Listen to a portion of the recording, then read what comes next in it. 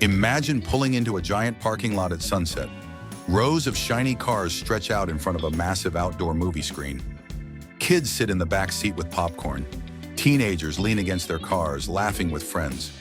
A small speaker hangs from the window. And as the sky turns dark, the movie begins. In the 1950s, this was one of America's most popular ways to watch a film. There were over 4,000 drive-in movie theaters across the United States. On summer nights, entire towns would gather under the stars.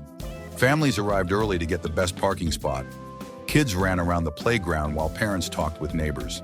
The smell of popcorn and hot dogs filled the warm night air. But today, only a few hundred drive-ins remain.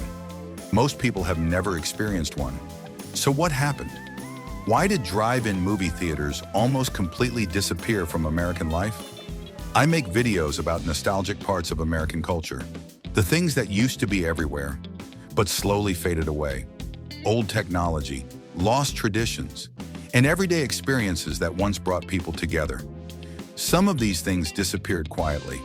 Others were replaced by newer technology. But all of them tell an interesting story about how life has changed. And today we're looking at one of the most iconic entertainment experiences of the 20th century, the drive-in movie theater. Drive-ins became popular because America was becoming a country built around cars. After World War II, millions of soldiers returned home. The economy grew rapidly. Families began moving out of crowded cities and into new suburban neighborhoods. At the same time, car ownership exploded. By the late 1940s and early 1950s, owning a car was becoming normal for many American families. Cars gave people freedom. They could travel farther, go out for entertainment, and spend more time together outside the home. Drive-in theaters fit perfectly into this new lifestyle. Instead of walking into a traditional theater, people could simply stay inside their car. Parents didn't have to worry about children being noisy. Kids could talk, laugh, or even fall asleep during the movie. Families could bring their own blankets, snacks, and drinks. It felt relaxed and comfortable. Teenagers especially loved drive-ins.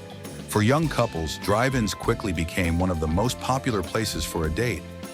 You could watch a movie, talk with friends, or simply enjoy the evening together. The atmosphere was casual and fun. Because of this popularity, drive-ins spread rapidly across the country. By the mid-1950s, thousands of giant outdoor movie screens stood across America. Some were located just outside cities. Others were built along highways where travelers could easily stop for the night. Drive-ins had become a symbol of American culture. Drive-ins weren't just places to watch movies. They were entire entertainment centers. Most drive-ins opened hours before the movie started. Families often arrived early and spent the evening enjoying everything the theater had to offer. Many drive-ins had playgrounds where children could play before the film began. You might see kids running around, climbing slides, or swinging while the sun slowly set. Some drive-ins added miniature golf courses. Others had small arcades with games and prizes. The snack bar was always the heart of the drive-in. Bright neon lights lit up the concession stand. Inside, workers served popcorn, soda, burgers, fries, candy, and milkshakes. The smell of fresh popcorn drifting across the parking lot became part of the experience. For many people, visiting the snack bar was just as exciting as the movie itself. Some drive-ins were incredibly large. One famous drive-in in New York could hold over 2,500 cars at once. Imagine thousands of people gathered together under the night sky. Rows and rows of cars all facing the same giant screen. It was like an outdoor movie city.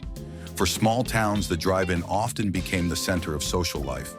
Friends met there, families gathered there, teenagers spent entire evenings there. People didn't just come for the movie. They came to socialize, to relax, to spend time together.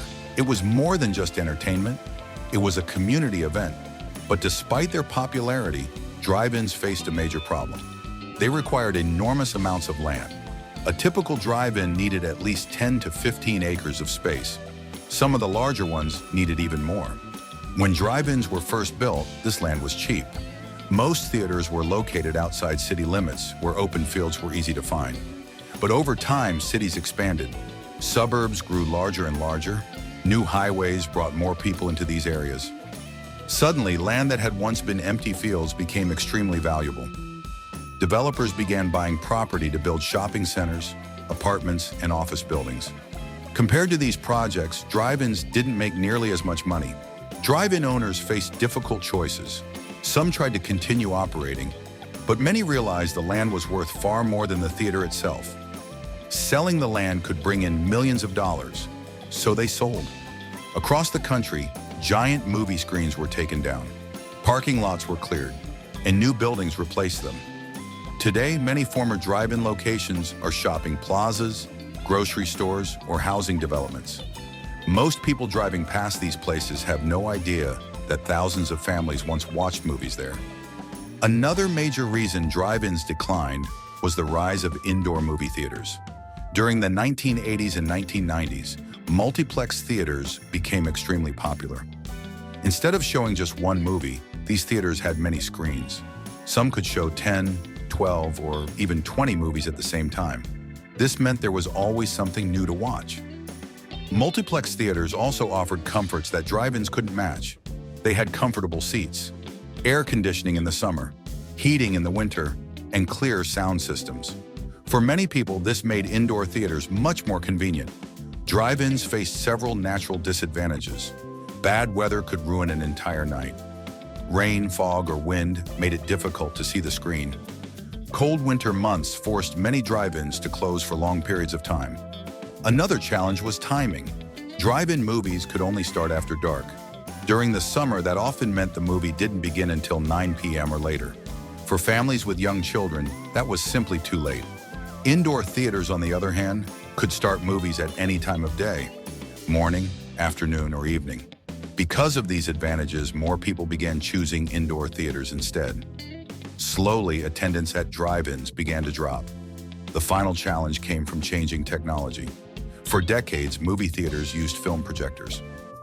Large reels of film were delivered to theaters and played on giant machines. Drive-ins were built around this system. But in the early 2000s, the movie industry began switching to digital projection.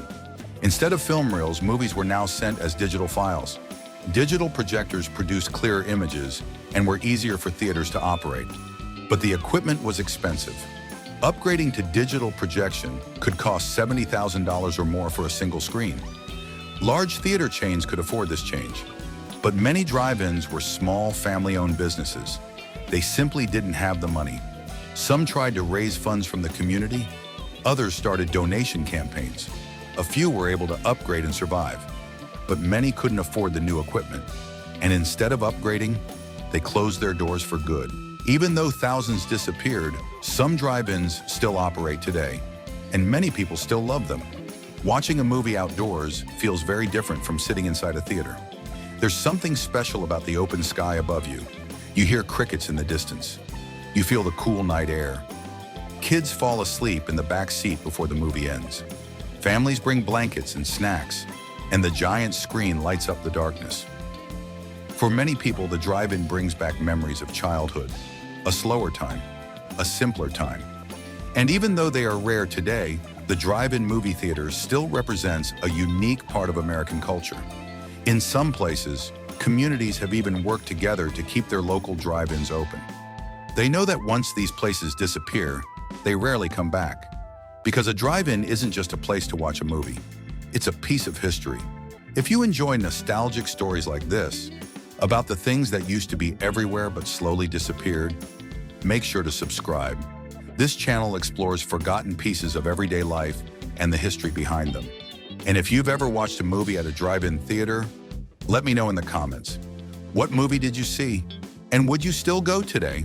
Because for many people, watching a movie under the stars is still one of the most memorable movie experiences of all.